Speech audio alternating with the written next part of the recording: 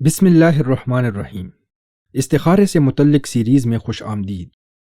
گزشتہ اقساط میں ہم نے استخارے کی تعریف، اہمیت، مقصد، حکمت، استخارے کا مسنون طریقہ، کتنی بار استخارہ کیا جانا چاہیے، نیز استخارے سے رہنمائی کیسے لی جائے، اور استخارے کے بعد بھی نقصان ہونے کی حقیقت کے حوالے سے بات کی تھی۔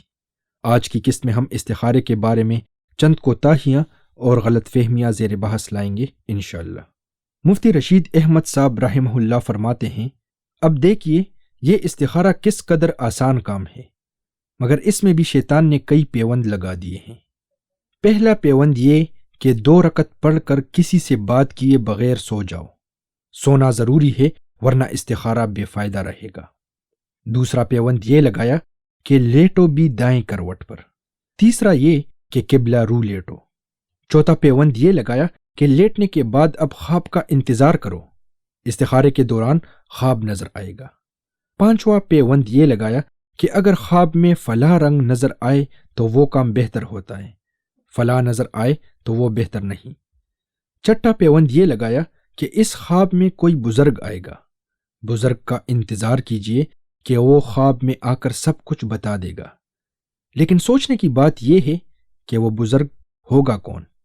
اگر شیطان ہی بزرگ بن کر خواب میں آ جائے تو اس بندے کو کیسے پتا چلے گا کہ یہ شیطان ہے یا کوئی بزرگ؟